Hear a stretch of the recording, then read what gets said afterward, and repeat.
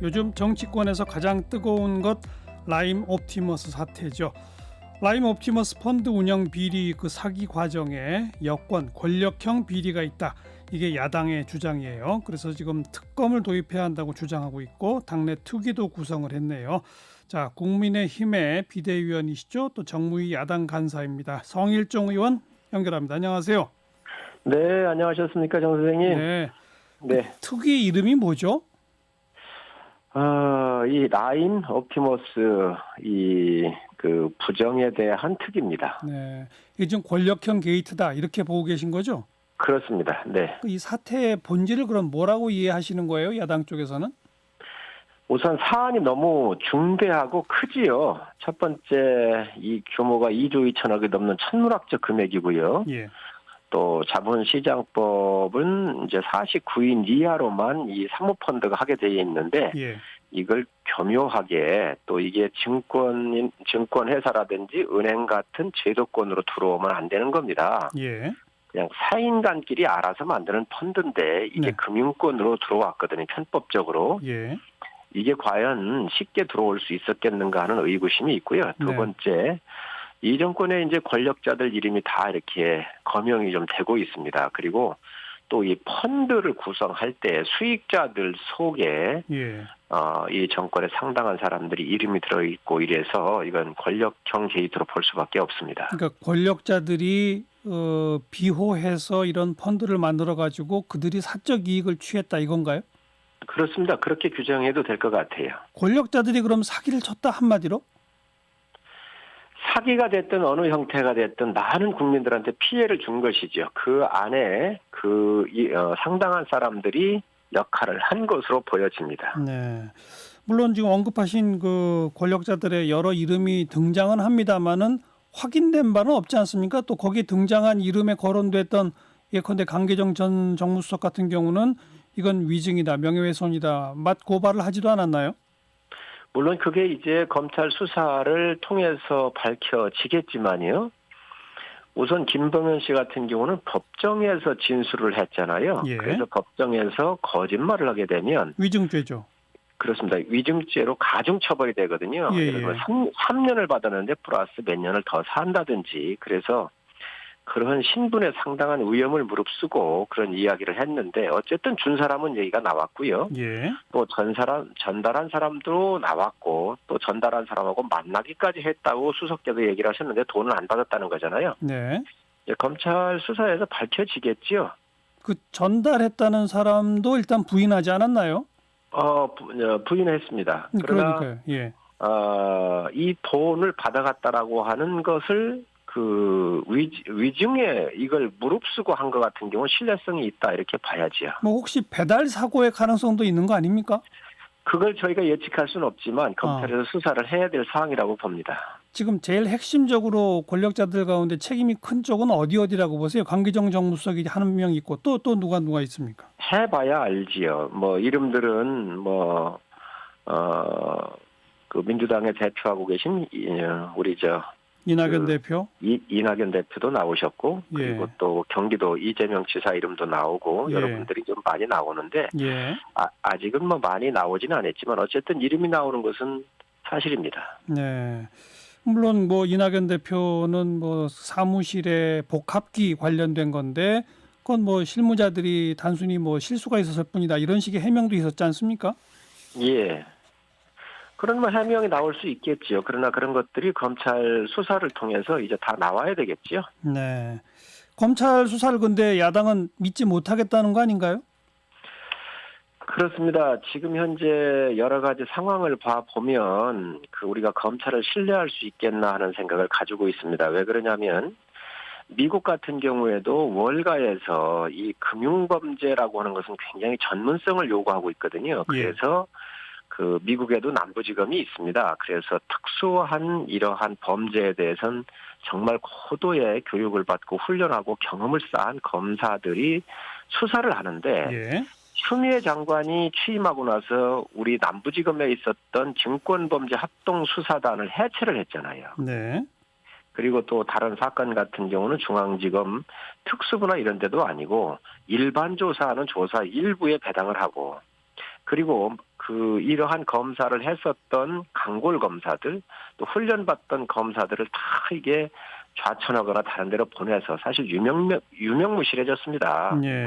아예 없어졌고요. 그래서 예.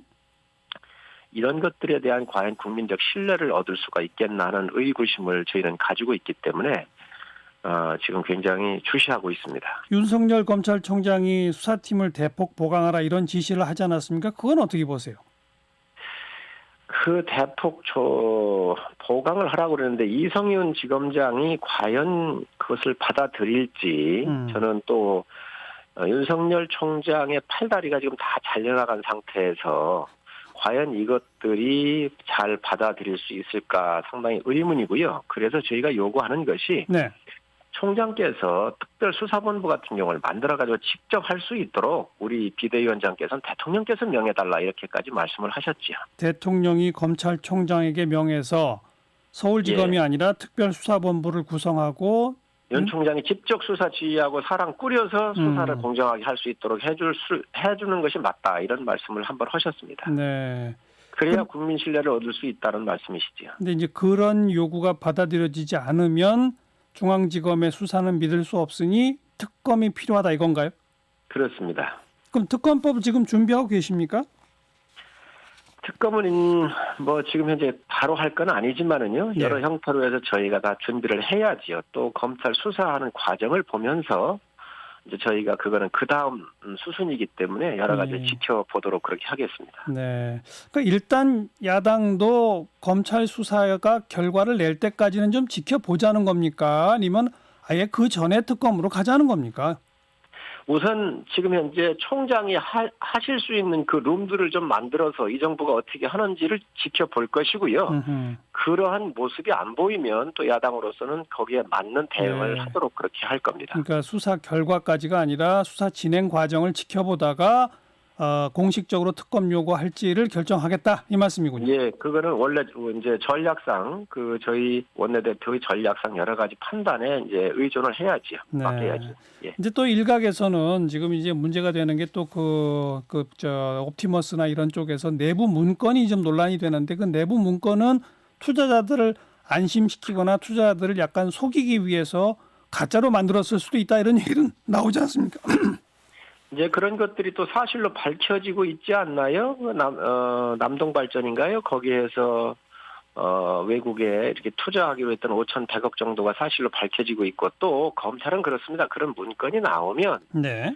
정말 분석하고 이 수사를 해가는 귀중한 자료로 쓰면서 거기에서 거짓으로 밝혀질 수도 있고 진실로 밝혀질 수도 있는 겁니다.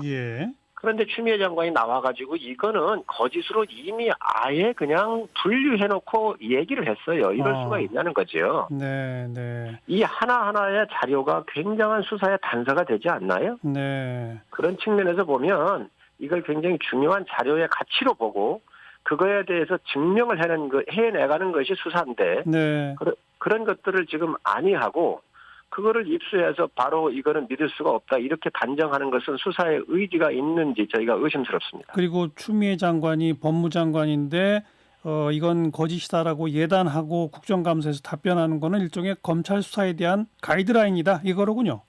그렇습니다. 예. 네. 알겠습니다. 어쨌든 특검으로 바로 갈지 여부는 조금 더 지켜보겠다고 하니까 함께 좀 검찰 수사 과정 지켜보도록 하고요.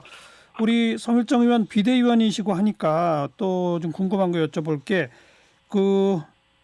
내년 재보선 관련해서 유일호 전 부총리를 선거기획단장으로 내정했다가 철회하지 않았습니까? 왜 갑자기 이렇게 바뀌게 됐나요?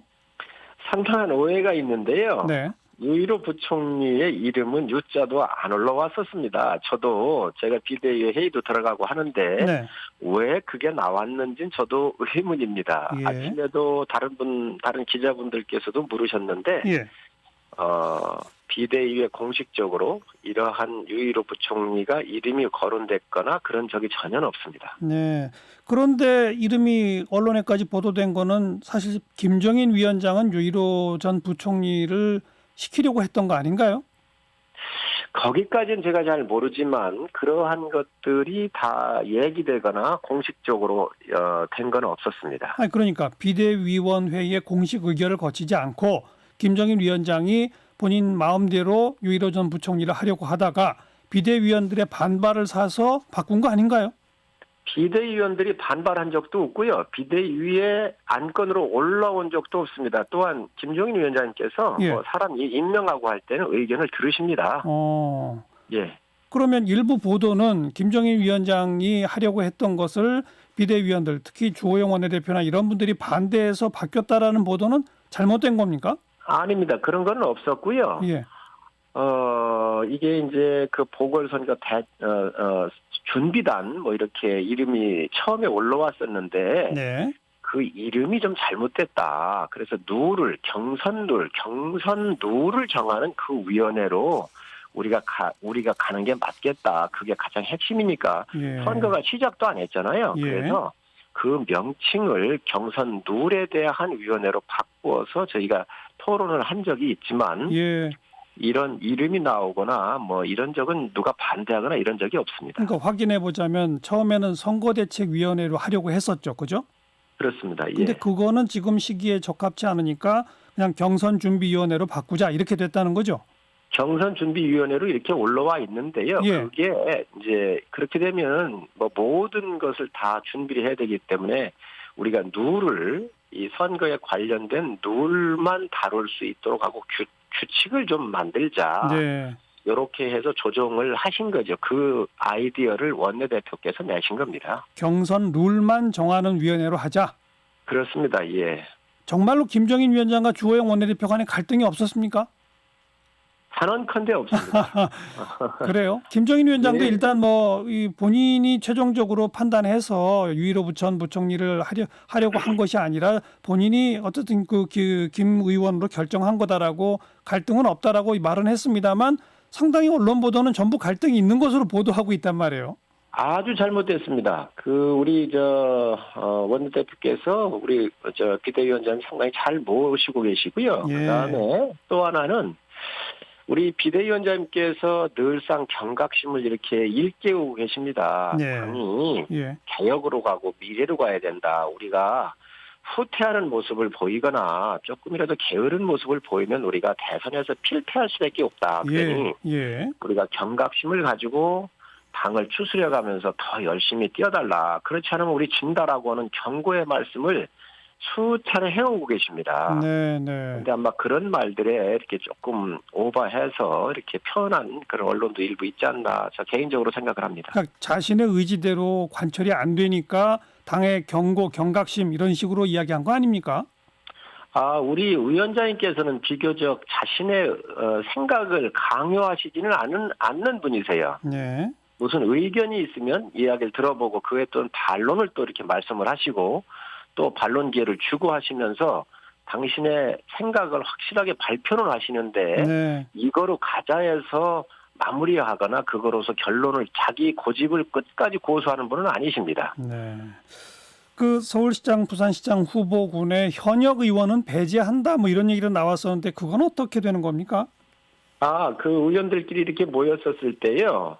만약에 출마할 사람들이 있다고 한다면 네. 이 경선 룰 같은 거에는 그런 사람이 안 들어가는 게 원칙 아니냐 이런 원론적인 이야기를 나눈 적은 있습니다. 경선 룰 정하는 곳에 출마 의사가 있는 현역 의원이 참여해서는 안 된다 정도다? 그렇습니다. 그거는 논의했습니다. 근데 더 나가서 서울시장 후보나 부산시장 후보는 현역 의원은 나갈 수 없다는 아니다? 현역 의원 나간다 그러면 경선 룰을 만드는 데는 들어서는 안 되는 것이지요. 물론 그건 맞는데요. 예. 그러니까 후보 자격이 있나요, 현역 의원이? 그러면요, 원하면 나갈 수 있는 것이죠. 누구든 뭐 자격이 다 주지 않겠습니까? 근데 김종인 위원장은 현역 의원은 안 된다는 식으로 말씀하시지 않았습니까? 이제 위원장님께서는 저희 당이 지금 103석이잖아요. 그러니까요. 그러니까 아마 그런 부분들까지 이렇게 고려를 하셨겠지만 경쟁력 있고 그러면 부산이든 서울이든 이기는 게 우선 중요하기 때문에 네. 아마 그런 부분들에 대해서는 얼마든지 저는 수정이 가능하다고 생각을 하고요. 절대적인 기준점은 아니라고 보시면 될 듯합니다. 하지만 현역 의원이 선거 후보로 나가려면 의원직을 내놔야 되고 보궐선거 다시 하게 될 텐데 거기서 만약 지게 되면 개헌 저지선이 무너질 수도 있고 이거는 충분히 또 일리 있는 우려 아닐까요? 예, 그 부분도 상당히 논리적으로는 맞지만 네. 또 서울시장 같은 경우는 상당히 또 중요한 의미가 있잖아요. 그래서 경쟁력 있는 후보가 되고 또 그 지역에 우리의 좋은 또 후보를 찾으면 되니까 모든 가능성은 열려 있다고 보시면 되고요. 알겠어요. 아마 가능하면 그런 방향의 가이드라인을 말씀을 하셨지 절대적인 가치는 아니라고 보여집니다. 네.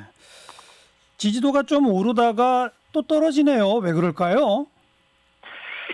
뭐 정당의 지지도가 오를 때도 있고 내릴 때도 있겠지요. 예. 이제 저희가 더 열심히 분발하고요. 국민 곁으로 더 열심히 가서 우리 국민들이 요구하시는 게 뭔지 저희가 열심히 노력하도록 그렇게 하겠습니다.